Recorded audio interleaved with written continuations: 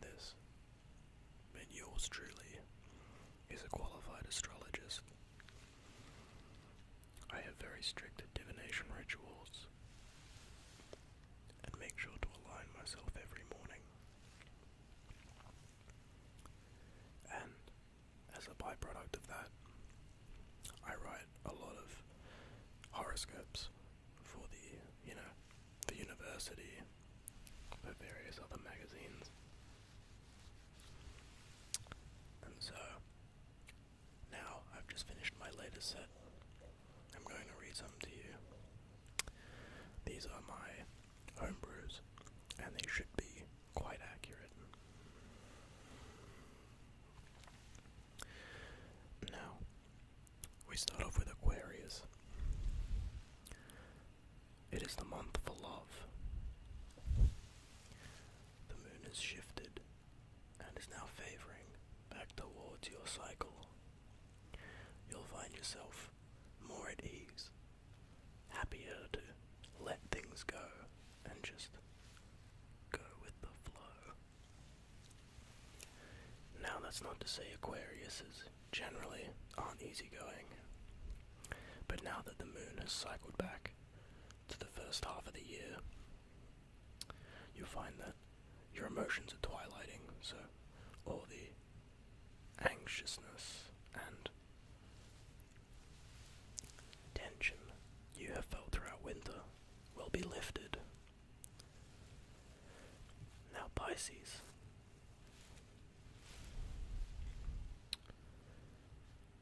For your horoscope, it reads as follows. Do not trust your legs. Run, run, run. To slip is to fall, and you belong in the water. Aries. Now, generally, Aries are a bit quick-tempered. They can rush into things. Their spiritual being is aligned with that of the ram, and so generally they're focused on charging into things head-on and dealing with them before actually having a rational thought about it or judgment. And that is not going to change this month, Aries, I am sorry. In fact, as the moon starts to cycle out of your cycle, so it's now your off-season, I'll explain the moon cycles to people who are not familiar. So, there are 6-month periods around each. Generally, you break the year into 2 6-month periods, and these are moon cycles. So, yes, the moon has the crescent waning. It has all its general cycles. It's bi-weekly cycles, but here we have the position of it around the Earth relative to the Sun. So it's the whole bigger picture. And because the Earth is on a bit of a tilt, you'll find on the different in each different half of the year, the moon rotates at different angles, and it can very much affect those who are caught on the precipice of that change, like Aries at the moment. So, the moon cycle is cycling out of their previous inner 6 months and is now moving to their outer field. So, as the Aquarius may now feel less tension and now able to relax a little more. Now their moon cycle has changed. For the Aries, it means the opposite. Their moon cycle is cycling outwards. So now they're going to feel not more tension or anxious, because Aries are bullheaded and not meant for thinking, and so they will charge into their new moon cycle, and what they'll find is a lack of usually purpose. So in some area of your life you'll find it to be lacking. Perhaps it's your home life. Perhaps it's your work life. Perhaps it's your love life. But whatever it is, you will find yourself charging into situations and then being in an empty room, so to speak, where there is in fact no challenge to be faced, and you are caught confused. Now moving on to the Taurus. Your prediction for this coming moon cycle is you are trash. And I don't mean that in the sense that you belong in a garbage can. I mean that this is another concept in astrology, is your trash energies, your crystal cycles now. So what's going to happen to the Tauruses is their crystal build-up is not resonating with the moon cycle, because they're in the...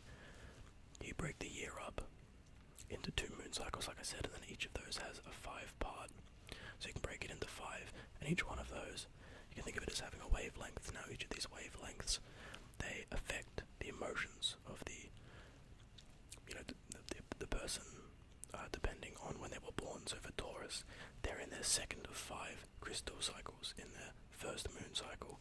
So what they'll find is their wavelengths are out of balance, they're disproportionate, and you'll find you have a bit of trouble thinking straight when it comes to some things. You'll find your mind being a little cluttered, just a little cluttered,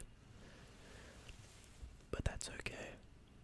In the next 14 days, 16 days specifically, you will find that your mind is getting rid of this negative energy as your cycles start to smooth out, and they won't overlap and start to get interference anymore. Gemini. The sky is the limit, but the stars are a curse. Reach for the moon and grab yourself some fish. Cancer. We will get to that reading in just 1 second. This is also going to be an impromptu drinks water ASMR, because who doesn't love a little bit of digestion sounds?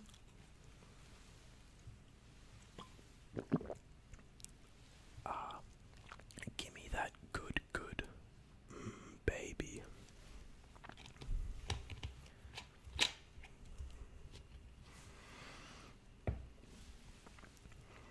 Now, Cancer. Pretty self-explanatory. Leo, the lion. Proud, strong. You'll find yourself facing challenges that your macho and manliness cannot handle. Now, Leos have been proven to be objectively the best star sign just because of the way that their crystal and moon cycles overlap. Leos only experience one 16-day period of tension and confusion throughout the whole lunar year. So the lunar year is not 365 days, and it actually goes off a larger Euclidean cycle that I have not to explain yet, but without getting into the nitty-gritty of it, showing you the maths, strictly speaking, Leos are the most sensible and stable of all the types. And that's not to say that stability is a good thing necessarily, but if you're a Leo, you're definitely A, very sexy, and B, you'll find yourself less confused and affronted by things, because generally your cycles will be linked up to handle everything the world throws at you. Now, Leo, you are strong, prideful, sinful. Don't let the bed bugs bite, or you might be given.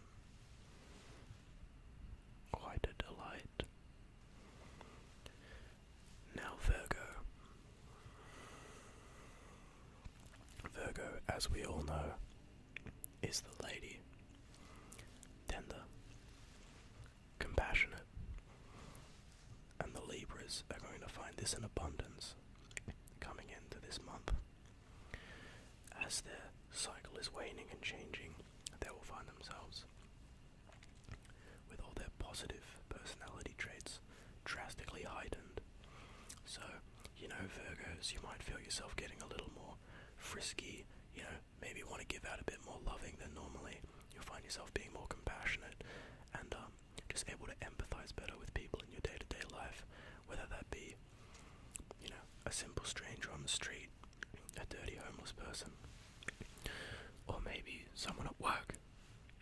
Maybe it's Jeff from work who just can't give you a fucking break. But you know what? Today you're not going to let it get to you. And Jeff probably has a rough life too. You don't know what his wife is like. His home life could be a mess. Now Libra. The scales.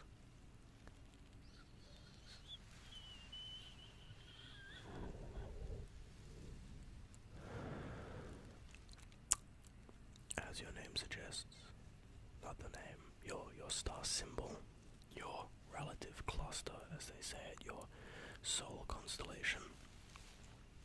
You're very aligned to be in balance. And now, while you think that you may be just, usually that's between your first cycle and drifts into the second a bit, and that's just okay. You're not between cycles, so nothing drastic will be happening, but you will find yourself more agitated at little things that are out of place. So while usually your characteristics of equality and balance are very useful and can help guide your life, you may find them being a bit destructive. Not in the major sense, but you may find yourself more uncomfortable and annoyed by certain little things that just aren't right. Scorpio. Delicious claws. Delicious claws. Don't snip too hard. You may find yourself missing the target. The other thing to watch out for all you Scorpions out there, is just as it starts to move into the winter months, you may want to migrate up north to the warmer climates, where it won't be raining as much and there is still ample prey.